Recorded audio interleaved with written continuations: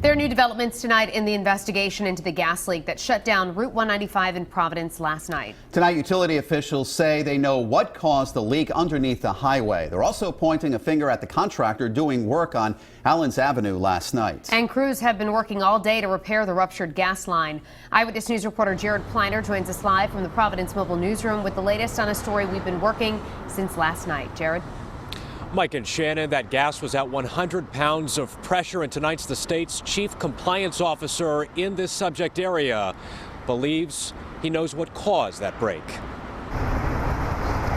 State officials say it's now safe after last night's major gas leak on Allens Avenue. This was a dangerous situation because you did have a high volume of gas. A 12-inch underground pipe ruptured near a National Grid station underneath the 95-195 interchange. 195 was shut down due to fire concern, and Rhode Island Hospital was without gas service for hours. The pipeline belongs to National Grid. They were not working on this pipeline at the time. An outside contractor from Massachusetts was working on this pipeline around it, undermined it. They were working for Spectra Energy. Officials say the contractor United Civil of Middleton, Massachusetts, had been working on Spectra's interstate gas pipeline. At this point, we're going to issue a notice of probable violation to the Massachusetts company for not securing that pipe. When you undermine a pipe, you have to make sure that it's stable. The leak continued for 3 hours while crews worked to find the correct shutoff valves, ones that didn't lead to overpressure or cut service to tens of thousands of customers. There were 2 valves close to the leak, but officials said it was too dangerous to access them. Incredibly, remote-controlled valves could have cut the response time. Those are going in, believe it or not, next week. I know it's hard to believe, but that's what was going to happen there. We have also reached out to Spectra for comment. Again, it was Spectra's contractor, but have not yet heard back. Coming up new at 6 o'clock, what kind of fines could be levied in this case, and how easily does this type of gas ignite? We'll see you next hour. Live in Providence with the Providence Mobile Newsroom, Jared Pleiner, Eyewitness News.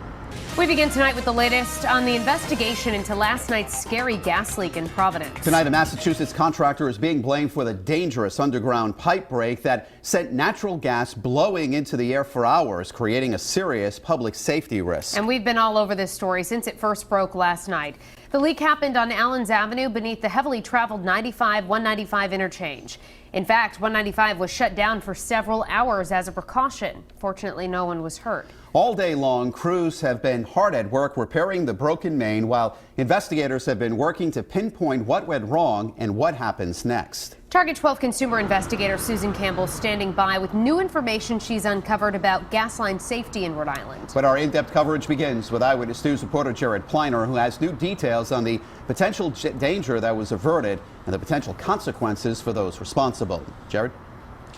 Mike, Shannon, good evening. That's right. State officials say they are going to issue a notice of probable violation to the contractor out of Middleton, Mass.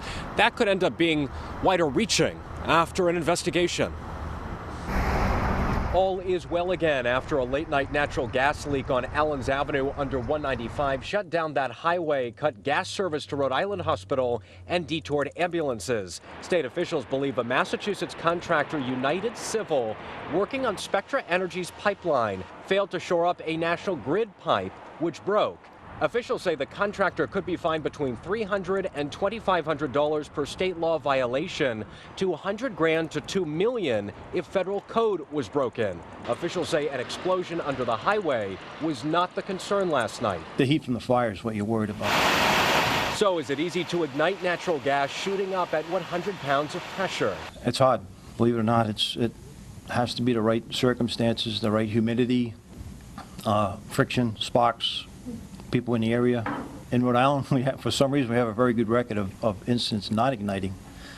I've been doing it 18, 19 years, and I've only remembered one that caught on fire. And we did reach out to Spectra Energy for comment. It sent us this statement, which reads, quote, "We understand that National Grid will be conducting an investigation into the event.